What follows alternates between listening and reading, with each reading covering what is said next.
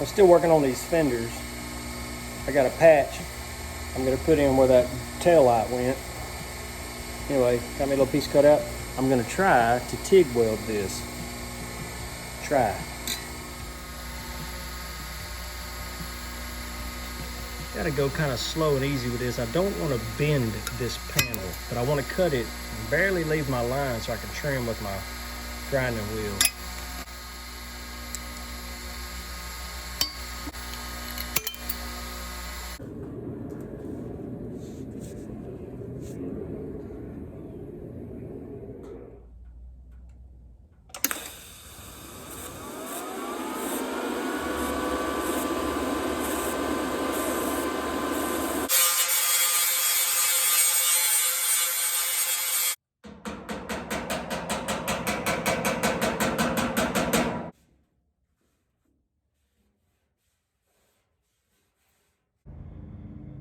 All right, got that patch in.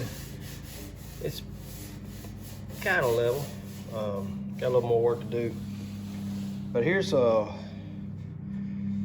got a bad place here, and it causes this whole piece here to press downward. Like it's got to be lifted out to match the other fender. This is too far in, it needs to come out. Here, I'm gonna put a relief cut here that'll allow me to pull that back out.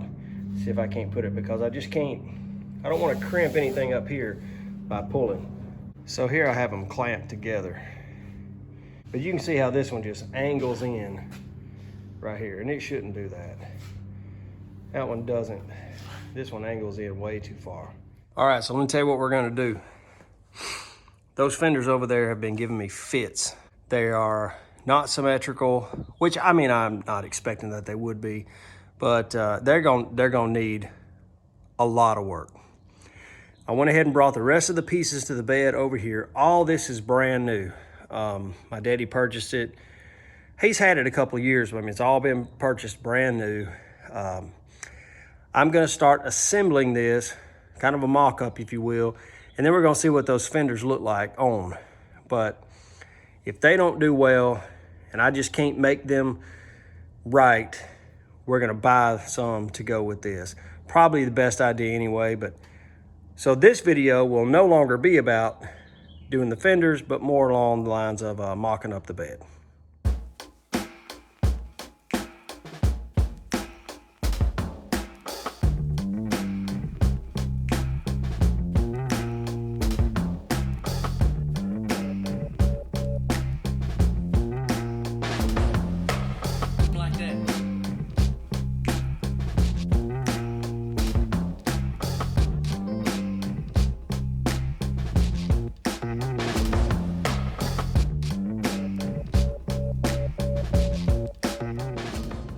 So confession time, we can't use these fenders. They are, once we started really inspecting them, both of them are just misshapen. This whole line right here, it's in right here, it's a little bit out right here, and it even comes back in up here. It's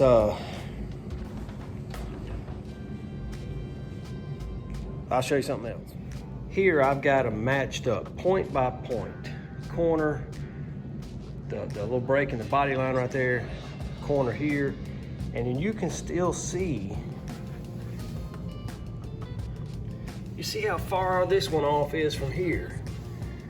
They're from two different trucks, but they're both 1950.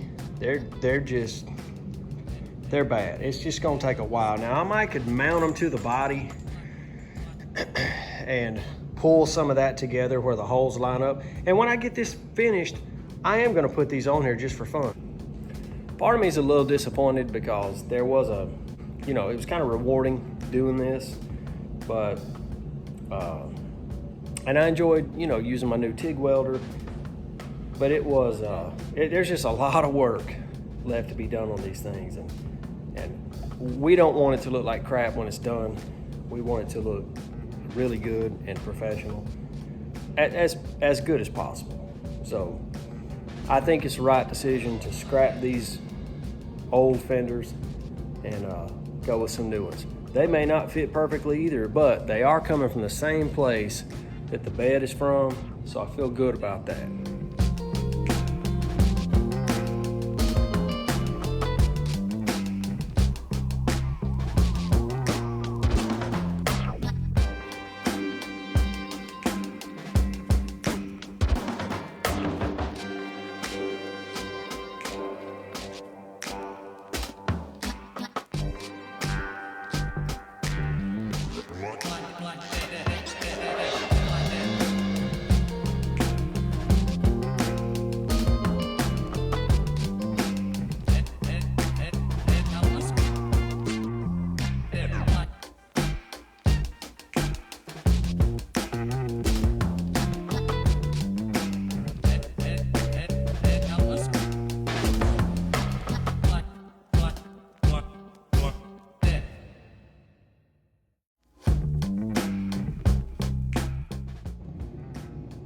I picked out these little bolts. These are not the ones that go in the truck for final assembly.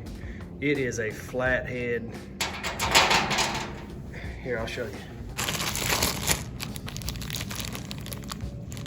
See that? It's threaded, but it's got a flat head on it. I'm just running these in here temporarily. I just want to kind of hang a fender, see what it's going to look like. What all has to fasten to what. Okay, got the first fender on. Remember, we're gonna replace these. I just want to get everything fitted. Now, this is very important to my dad.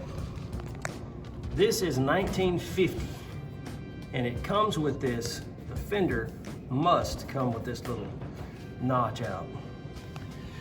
A lot of people that have these trucks, they have a straight fender on there. It ends up leaving a little bit of a gap right here. But 1950, they made a notch for this body line right here. And it's very important, if you want to do this truck right, while you're buying fenders or looking for fenders, that makes the difference between what looks original and what's obvious a replacement.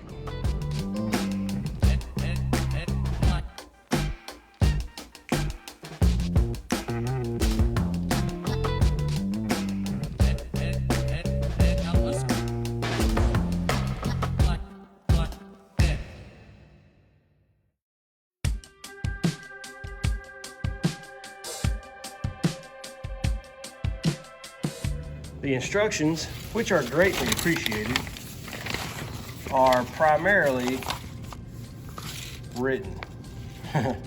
There's some diagrams. There's the bolts that go in the wood bed. That's also appreciated. There are photos of the stake pocket braces. This is at the very bottom, and how it fits in to the back of the cross member, basically the bed floor. Back here in the back of this pocket back here. As you can see, the rest of the instructions are